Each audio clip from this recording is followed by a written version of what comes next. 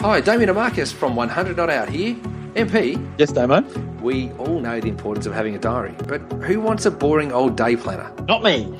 Enter the Journey of Me. Ta-da! The incredible 8-month wellness journal designed especially for wellness peeps like you. Yes, Damo, this beautiful 8-month wellness guide is filled with questions, planners, exercises, reflective notes and more.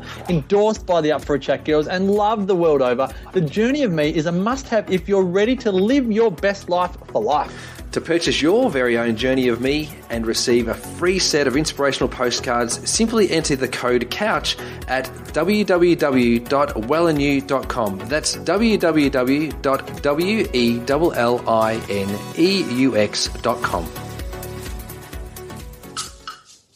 TheWellnessCouch.com, streaming wellness into your lives. Welcome to Nourishing the Mother, featuring your hosts Bridget Wood and Julie Tenner. Welcome to Nourishing the Mother. I'm Bridget Wood. I'm Julie Tenner, and today's podcast is sponsored by Karmic cold pressed juices. And we really wanted to meet with this gorgeous business because before we brought them on as a collaborator with our retreat, we wanted to make sure that our ethos was so aligned with any business that we bring in. And so we have just had the most amazing meeting with the founders of Karmic, and we're just in a little bit of rapture with them, to be honest.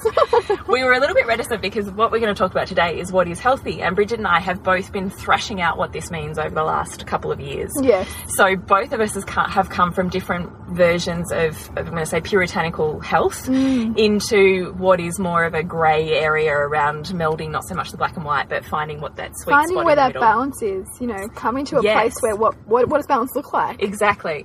So Karmic offers a range of what we mean by cold pressed juices is that they're not heated, so you don't lose any enzymes in from the fruit and vegetables. So they're low fructose, they're fresh, they're freshly made, and you have up to 3 days to consume them. So they're legitimately a fresh juice that maintains all of the enzymes. That's what cold press means.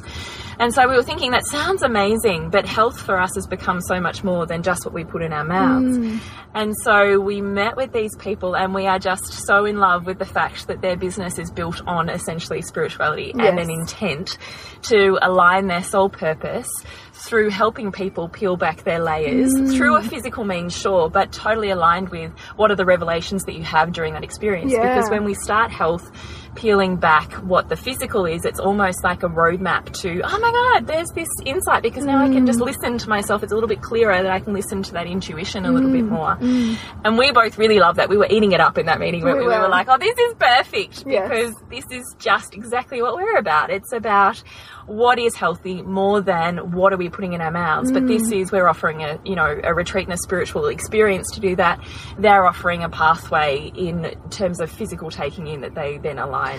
And that's what I love, that the underlying reality of doing something like a cleanse is that it's not just about that physical cleanse, it's about what that process of detaching yourself from perhaps the attachments that you may have to certain foods, about what that then helps you to reveal about yourself. Yeah, totally. Taking in those nutrients, yes, but also allowing you to explore what's coming up in your mind and kind of in your feelings around health and around who you are, and it becomes a spiritual journey unto it itself. I feel like that can feel scary, though. The thought of deprivation, I feel like can feel scary. And I've certainly come from that background of, if I can't eat, I feel like I would be so deprived, I would start to go crazy. But look, I've done every diet, imaginable. And I have done a 7-day juice fast, not the Karmic one. I would be really delighted to do that. What I like about Karmic is they offer a shorter version, so they offer just a 2-day one. Yeah, it's a 2 or 3 days. Yeah, but what I really want to talk about is what cleansing actually means. So when we're talking about health, it's the same thing. So the biology of what a cleanse purposely does is, yes, we have structures in our body that work to eliminate the rubbish. Theoretically, the bits that our bodies don't know how to pull apart, that don't have the enzymes for. So there's lots of chemicals and all sorts of stuff now that we don't have the genetics, let's say, to have the enzyme to pull that chemical apart now, because it's too recent in our genome. Yes. So our body goes, oh my God, I don't know what to do with that, and I can't put it through the liver, so I'm just going to tuck it away in the fat cells, because the fat cells act like storage files for all of the things that the body doesn't know what to do with. So the reason why we lose a lot of weight in a cleanse is for several reasons of detoxing. It's not so much for me, it's not so much the fact that you're actually physically making those organs work better. It's the fact that you start to, one, lose attachment to putting things in. Two, you start to mentally cleanse, right, at the same time. Three, it allows your body the kind of breathing space because it's a slowing down. You find your whole life slows down when you start to cleanse, which is a beautiful space opening for intuition. And so your body, your fat cells kind of go, safe to let this stuff go. And that is a physical as much as an emotional belief system stuff. Let's just let that flow out so we can get rid of it again. So the fat cells open up these toxins, and I think you could even take that metaphysically into belief systems and emotions. And therefore, these filing cabinets are no longer needed. So the fat cells shrink, so we lose weight. But this is the purpose of a cleanse, is when we're feeling congested, foggy, saturated, at a roadblock in our health, be it physical or emotional. This is the whole purpose of a cleanse. Is how do you... to break through. How do you break through? So I want you to think about it less of deprivation, because, look, you can still eat while you're cleansing as well. I don't think it has to be one or the other. There's just a spectrum of what you can do. And the point is that we really have to come at health from the point of intuition and pleasure.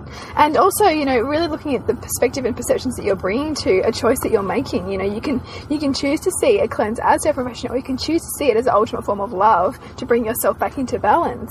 You know, to really kind of look at nourishing yourself, whole body, mind, and spirit. You know, and what can a process like that do to reveal more of who you are to yourself, which is beautiful. I know, it's so powerful. I feel like that can feel scary for some reason. I'm pretty sure I've said something similar to clients and had them go, I'm not ready for that. Yeah, and you know, like I say this, but I haven't done one, so you know, it's all theory. What I really love is looking at even a cleanse being much gentler than that. So you would use things like what Karmic offers, the range of juices that have enzymes and nutrients that cleanse, but at the same time you can look at just scaling your diet into whole foods or foods that you're deeply desiring, as opposed to restricting and being black and white, good and bad. Let's just remove that and come back to what is it that my body deeply craves. And if you can't even if I say to you, how do we get back into intuition? What are your deepest desires? What is your heart just yearning for? And if you don't know what that answer is, you've got to start with the little ones. So the way to get to the big stuff is through the little stuff first, and your intuition starts to go, that message is getting clearer. And those little steps are things of honouring your body and honouring your health and listening to that craving out of a point of sensuality, not craving out of a point of punishment or guilt. So that's the difference between, you and I were talking earlier, I really feel like an ice cream. But come on, is that because, you know, which is that? Is that what is that? What were the words you were saying it was to me? like, you know, I was, you know, I'm just trying to understand, well, first of all, what was I thinking right before that? Because was it an emotional, like, quick, you know, give me an ice cream to shove in my mouth? Because I want sweetness. Because I want sweetness, I'm not giving something to myself. Or is it, I just want to enjoy a delicious ice cream? We decided it was a latter, and we had an ice cream, and it was amazing. But that's the difference, isn't it? Is sweet sugar cravings the sweetness is almost like a sensation override. It's a way of shutting off feelings because it gives us almost a high that we can just sail through as opposed to sitting in. But how do you know the difference between when you're emotionally eating and when you're really deeply listening to a craving is the feeling you get out of it. So are you able to sit in that and just relish it? Love the feeling and the sensation of the smell and the sight and the taste and the sliding down your throat. You just love all of that? Or are you thinking, oh shit, I'm going to have to run for 5Ks now? Or that's definitely going on my thighs. Because that's the difference, right? Exactly. And if you're thinking that stuff, then I would invite you to go a little bit deeper into what are the belief systems that you have there around your self-worth, around your body, and therefore around your self-love. And really the pathway to all of those for me is through sensuality. So we've talked in previous podcasts that sensuality is about connecting to the senses. And for me, sensuality is the base of where health comes from, because as soon as we can become aligned with what sensually lights up our soul, so how we experience our soul's bliss is through our physical human form, is through the senses. So that music that makes your heart break, and that taste, that delights you back to your childhood, and that smell that has you feeling romanced, and that touch that has you, you know, in rapture. Or, you know, or music, or you know, like some kind of audio or something that just makes your heart open with inspiration. Exactly. Like where it feels like your soul is talking to you, just and to it literally awaken is. you. That's what our senses are. That's what our divine feminine offers us, is opportunity to connect with our soul through human experiences. And when we look at our diet through that, it becomes perfect, in commas, for you.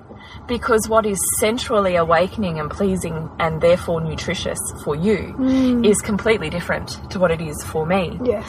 And at different times of the day, and you and I would be potentially on different menstrual cycles, so at different times of the month, we're going to be needing and craving different things. And if we're coming from a place of worshipping this human vessel as opposed to punishing and shoving down, health, you don't need someone else to tell you what it is. Your guiding intuition automatically takes you there. And if you can feel amazing while you're doing it, and you feel amazing after you've done that thing, then that's health. Because when you are just lit up, which is what sensuality offers you, and when you live a diet and a life from that point of seduction, which is the world seducing you, how does your food seduce you? How does that sight seduce you? How do you allow yourself to be open enough to be seduced? That's vulnerable, right? How do I allow my hips to take up enough space that I feel seduced by the air around it? You know, like, this is big, deep body love stuff. It is. But it all comes down for me to this very simple point of sensuality. And we can totally live our diets from there. So what do we say, I suppose, because, you know, you and I have both had these journeys of feeling, you know, very kind of like black and white, that's healthy, that's not. Yes, oh my Lord, I was the poster girl for that. Yeah, and perhaps let's go into that a little bit. Hey, yeah, you know, your experience. Okay, so you've got to remember, I have come from a different upbringing. So I had the hippie dad who grew up with the mantra, white bread, soon dead. And then by the time I was in my mid-teenage years, had cancer. Right, so this is fascinating, isn't it? This organic, right, you hear about this so much. Yeah. The organic person who got cancer. Because how crazy is that? Because that organic person is not supposed to get cancer because they're eating the very foods that don't contain cancer. Yes. You know? Yeah. Why isn't it the dude down the street who's eating a kilo of butter and smoking cigarettes? Yeah, he's on. Why doesn't he get cancer? What about the guy who eats Maccas every day? Exactly, right. Yeah, exactly. Okay, so I'm 15 and my dad has cancer. And he has cancer caused by asbestos. So at that point in time back then, that was terminal. That was fast-acting cancer. No survivor had lasted longer than 3 months.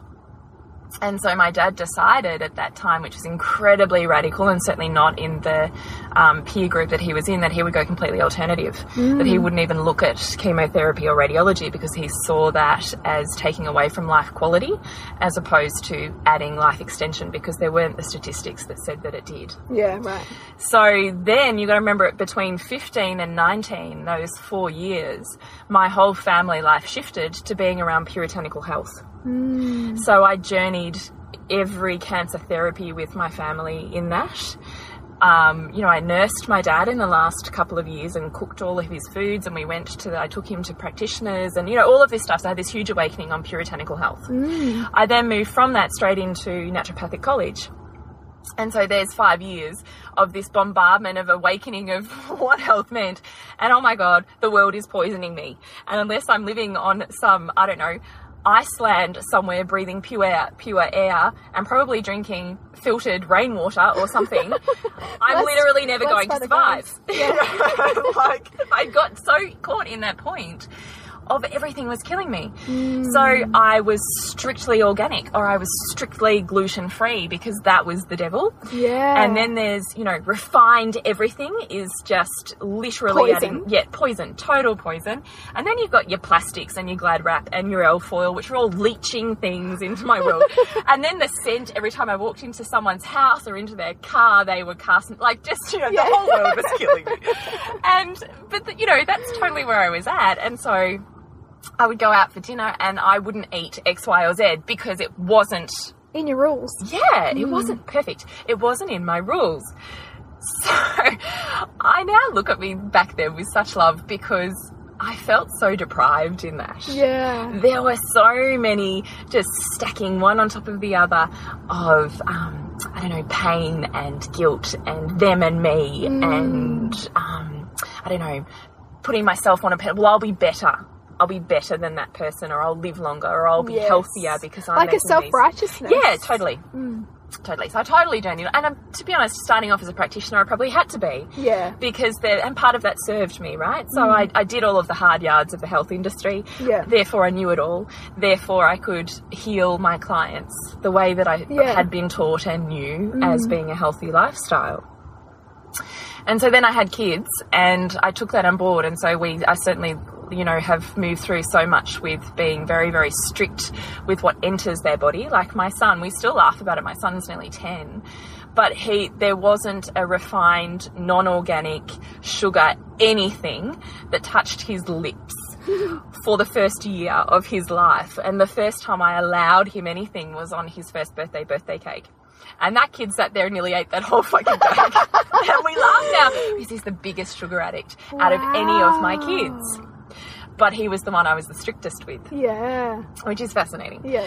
And so look, through my kids, I've certainly pulled that apart, and it was becoming difficult because we would go to birthday parties and I would bring food. So my kids weren't allowed to eat the party table food. I would bring them substitutes. And I was completely fine with that, and I listened to the feelings that they had about that of not being happy and being deprived. But gee, birthday parties were stressful for me. Yeah. They were stressful for my kids.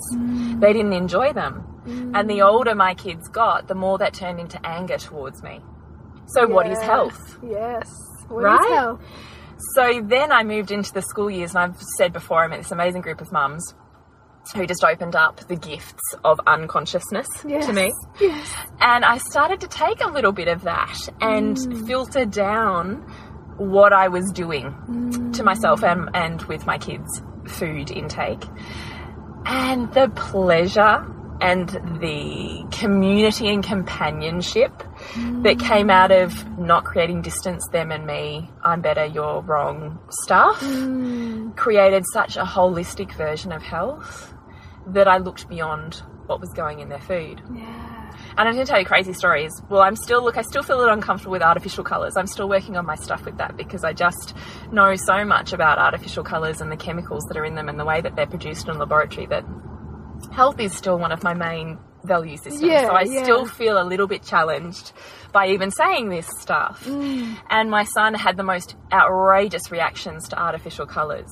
Like outrageous. I remember him being 3 once, and his dad had taken him to the movies and he had popcorn that obviously had colour on it, and he came home, and for the next, his reactions lasted 3 days, took 3 days to get out of his system. He was a horror. He was that kid whacking everybody at playgroup, and instead of me enjoying playgroup, I'm running around trying to prevent him from hurting every other child. He couldn't listen, he couldn't sit still, his eyes were fluttering everywhere, his body wouldn't stop jerking, he wasn't sleeping well, and then it kind of escalated to these points of anger where he kicked our front window and it smashed. Like, I'm not kidding, like extreme reactions to artificial colours. Wow. And so I cracked down really, really hard on those. And then about 2 years ago now, he challenged me on that, and he started sneaking them at school. And it culminated in this one time when he was having this huge emotional outburst after school, and it went on for like 6 hours. And I could not for the life of me pinpoint where this had come from. And it wasn't until the next day, or not even that night, I was pulling apart his lunch bag, and I found this tube of this ridiculous stuff that he'd clearly eaten and stuffed this tube in his bag. That was probably a silly move not to throw it out. And I asked him about it the next day, and sure enough, a kid at school had given it to him, and he really wanted it. And so he ate it before I could even see him because he didn't want to have it taken away. Yeah. And it was that moment I realised, here's another opportunity that I'm being offered as a mother. Here's where I'm controlling. Here's where I need to hand over his power of his body to him. It's not, I don't own his body. I can't control his body anymore, right? He's nearly 9, or was then. Yeah. I can't, it's not my right to own his body. And it is my belief that I want to hand the tools of health to my kids so they know how to heal themselves. Not that I have the toolkit and I control what happens, but that they have the tools. You want to give them the knowledge, the tools, the way to access it.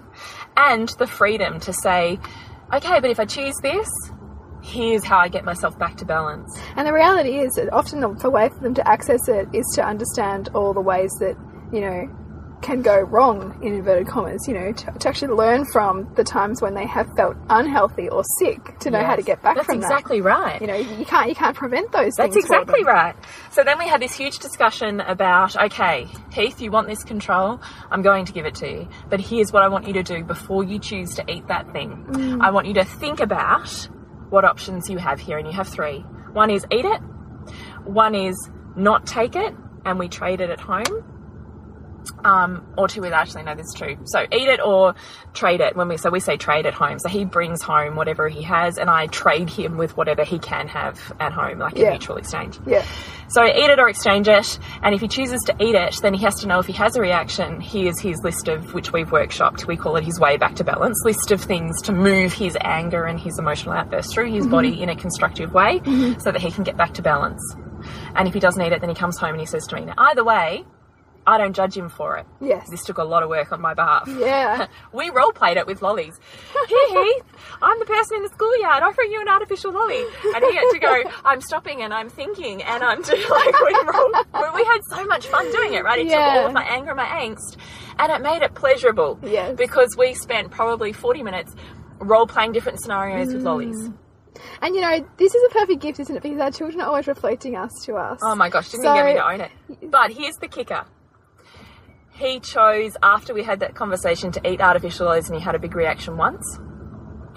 The next time he did it, 0 reaction. Ah. Isn't that fascinating? That is interesting. And not long enough, there's not... And did you have a shift in that time? Totally. So you had a massive shift. I had totally removed it. I was like, okay, dude, whatever. So you know what? Because you shifted it, he no longer had to create that. Isn't it fascinating? Reaction. Isn't it fascinating? Because it's you. I know. So then I sit there going, why am I so hung up on organic and on, you know, still for me... It calls into question everything, doesn't it? That's my point. Yes. Is ultimately, is my belief systems really what alters what health is, as opposed to physically what's going into their body? Because sure, I could map out where those artificial colours are gone and the reaction he was having, because he was legitimately having a reaction. I couldn't manipulate that. Yes. But as soon as I changed my belief system around it, he stopped reflecting it. Yeah. Oh, I love it. It's fascinating, isn't it? I still feel like I've got layers to peel back there, because you and I, we run the co-op, right, which is organic. Yeah. And that is still, for me, I still choose that because I still have issues with conventional. And I would still choose that. You know? That's what I mean. Yeah. But that's not to say that if I have the choice between there's no broccoli and organic this week and there's broccoli that's conventional, previously I would have not eaten the broccoli because it would have killed me. Now I'm like... let's have the broccoli. Because I think some broccoli is better than no broccoli. Yes, exactly. So let's talk about what organic is to start off with. So organic basically is a style of farming that eliminates sprays. So pesticides and herbicides and fungicides. And I'm not sure if there's anything else that they use. The main issue I have is the pesticides, because they're designed to kill organisms that we have biological processes that we share. Yes. So if I'm ingesting pesticides that are designed to kill the very life processes that I have, what is that doing to my body? So I'm still peeling that back, because I look at what we just talked about with Heath, and in the end, is it a belief system and it wouldn't matter anyway? Yeah. Or is it legitimate? I don't know. Yeah. I'm still trying to peel that back, but we're just opening up what this topic is. Yeah, and I mean, the thing is, it's one of those things that you can continually peel back, because we are living this in this moment. You know, we're having a human experience of some of our biggest charges, and when you're in those, trying to understand what those mean, you know, those kind of challenges that we have around these beliefs that we've held strongly about, there's so much wrestling that goes on about, you know, what it means. Like, you know, is it really important? I mean, a really common study that's cited around organic versus conventional is this idea of these 5-year-old school children in New York, and, you know, 20 of them were in a conventional, so 20 of them in the classroom had conventional fruit and vegetables, and 20 had organic. And the 20 who had conventional, they urine tested both, and the ones who had conventional had lots of all of these chemicals in their urine. And so a lot of people, organic proponents, will say, oh, well, of course that means organic's best because the urine came out clean for the organic kids. But that's not necessarily true, because all it means is that the body really efficiently excreted all of the chemicals that were in the conventional food because it came out in the urine, right? That's controversial, Bridget. It is, but that's the thing, you know, Isn't it? Yeah. it's sometimes taking things on face value is not all it's cracked up to exactly be, you know, right. like, because that's a lot of what, you know, whenever you measure something, there's always a room for error, you know, and as soon as you measure it, it responds differently because you're looking for an outcome. Yeah. You know, you're looking for a proof point. Yeah. You're looking for proof that the organic kids came out cleaner. But what is it not telling us about how then the body processed the conventional for the other kids? Yeah. You know, like, it's really interesting. And so, you know, this whole idea of what is health, well, it's a spectrum, you know, and it's so much influenced by your own belief systems and the own emotional baggage that you carry around your own voids of health. That's exactly and what right. health looks like. Yes. You know, your example, Julie, your story, it's such a massive journey over sort of it is. a 15, 20-year period of being Puritan to being comfortable with your kids eating crap. Yes. You know, like... Yes, it is, Bridget. Golly gosh, there's part of me that goes, really? Your kids eat crap, Julie? What are you doing? But there's so many gifts in that. It is. And it's about seeing that health is so much broader than what we put in our mouth. You know, the social engagement that health, that having the attitude that you now have gives to your children. Yes. You know, there's not that ostracism, there's not that sense of missing out. Yes. You know, there's not that sense of, you know, like being controlled by their mother that there once was. And then the dynamic... So control, deprivation and isolation are all potential things that come out of being stringently on a health kick. On a massive health kick. And therefore, what is the ramifications of those, even on an energetic, physical, and therefore and physical manifestation of those? Yeah. So this is what we're trying to say is what is health. The long and the short of this is the path to health is not necessarily what is external to you, but what is internal to you. And that's the invitation that we had at the beginning, was to tune in, really, because your body, your physiology is always giving you feedback. Yes. Always. It's just getting it close enough and present enough to listen to what it's actually asking of you, what it's reflecting to you. That's exactly right. And it's amazing to me, the more we deal with our belief systems and our emotions around, particularly with food, the more our physiology changes. We have the potential to change our very physiology or our physical appearance by changing simply our belief systems. Yes. So I'm going to say to you here, like, I've always done hardcore exercise and hardcore health. And at this time in my life, after I had my miscarriage, I decided I needed to move less from the masculine and more into the feminine, and I cut out all exercise. Decided I need to sit and be rather than doing anything. Yes. And then beyond that, I now swim. But I only swim twice a week, sometimes 3 times a week, and I do it for as long as feels good. If it stops feeling good, I stop. So sometimes that's 10 minutes, sometimes that's 40 minutes. But the point is, I've never eaten, I'm going to say in commas, worse, and I've never exercised less, but I've never been healthier and slimmer. Wow. Which is fascinating. Yeah. So I've changed, and my body has always been a major issue for me, my body weight, you know, and where it sits and, you know, all of that sort of jazz. And the more that I've come into alignment with loving my feminine, which is not loving the girly lipstick side, that's just loving the vessel that is woman and the gifts that she has to offer, and the physical, even if I can't love my body and I can't rub oils and look at myself in the mirror naked, that can be a whole nother step. Stepping it back from that is just enjoying the feeling that my body gives me, the taste on my tongue when I eat something that I love, hearing the music and seeing how that makes my heart feel in my chest. Even just stretching down to do up your shoes and the feeling of, you know, stretching up through your body. Yes, exactly. So the more I've done that, the more in tune I've become with my body, the more I've followed my pleasure and my sensuality, the less I've needed to hang on to the weight. Because I don't need to hang on to the belief systems that are sitting in those fat cells. Yes. Oh, I love that. But I really do think sometimes it can be confusing if you have lost touch with what the divine feminine is within you, what sensuality, sexuality and seduction is within you, and you know far less about health than, I'm going to say, like, I would know. I know a lot about health because of where I've come from, so I get that can be hard to navigate if you don't know that stuff. then starting small is the way to go. So you might go and see a practitioner, you might go and do a karmic juice. And all of those things serve, right? Because, you know, for me even, like, you know, exactly, like, you know, you and I have had lots of conversations, and I'm sure you reserve judgment very kindly for a lot of things that I was journeying. Oh, Bridget, the time I've known you, I've bit my tongue a lot. Yeah, because I really had to come to that place too. I really want to know about that, because when I first met you, you were really troubling some stuff. Oh my gosh, like I wouldn't even put my son in like conventional daycare because I had to send him with his own food, right? Like I couldn't handle the jam on sandwich, and you know, like any suggestion of cake was just like, no way, you know. Yeah. You know, for me, like I really saw that my body had failed me, and that I was kind of traveling this journey of having PCOS and sort of my body not doing what it should, and, you know, potentially kind of injecting this belief that I had like gut health issues or whatever. And really sort of saying, oh my gosh, everything I've done up to now I didn't know enough, and therefore I now need to remedy that through not eating gluten, not eating refined sugar, you know, analysing everything that passes my lips, and, you know, making sure that everything is kind of fermented or kind of had some kind of richness to it.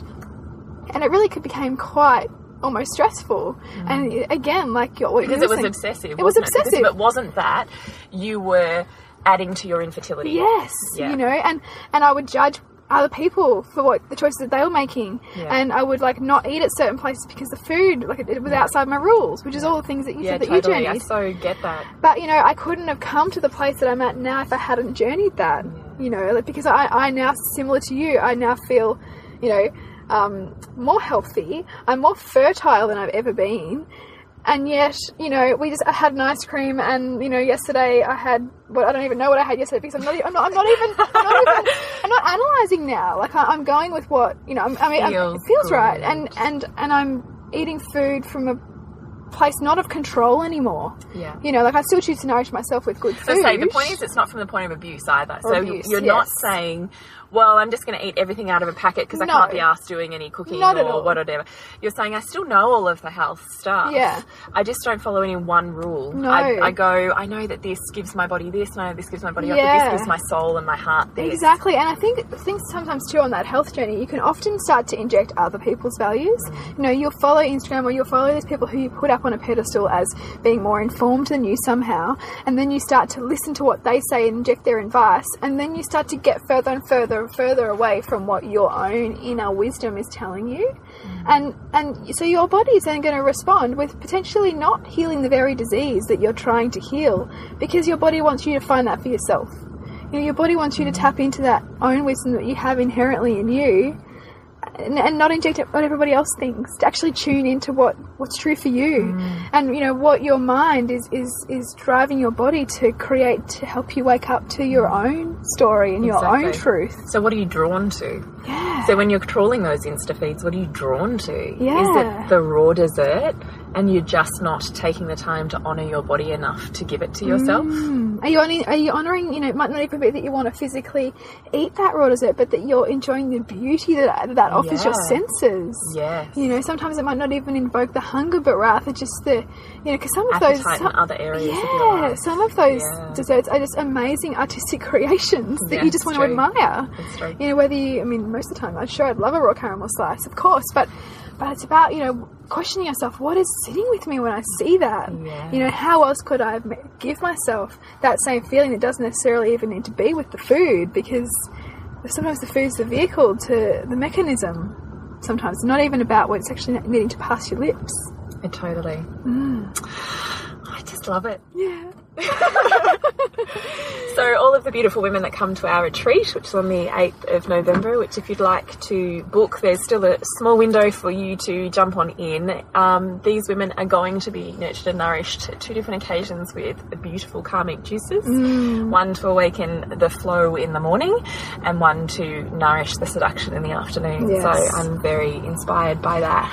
It's going to be gorgeous. And the retreat's not far away at all, so we encourage you to, if you're thinking about it, get in touch or dive in, because there's only a few spots left. And it's going to be a beautiful, nourishing day with lots of goodies that we haven't quite announced yet, but there's going to be some gorgeous things in the gift bags for everyone who comes along. So that's on Facebook at Nourishing the Mother.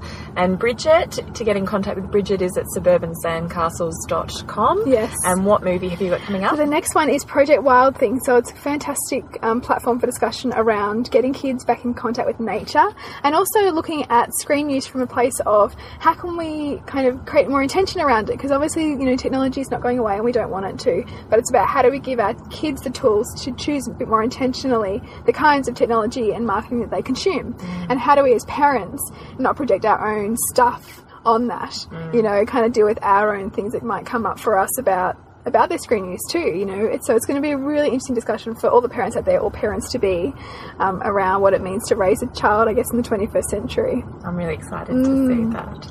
And to get in contact with me at the moment is through Facebook or Instagram on Nourishing the Mother, or The Pleasure Nutritionist. And The Pleasure Nutritionist website and blog will be coming in the next couple of weeks. Wonderful. So we'll see you next week when we continue to peel back the layers on the mothering journey.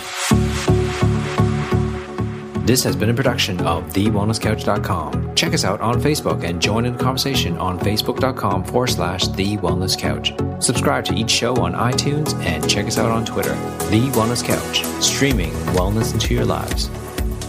Whilst the Wellness Couch presenter endeavor to provide accurate and helpful information to their listeners, these podcasts cannot take into account individual circumstances and are not intended to be a substitute for health and medical advice from a qualified health professional. You should always seek the advice of a qualified health professional before acting on any of the information provided by any of the Wellness Couch podcasts.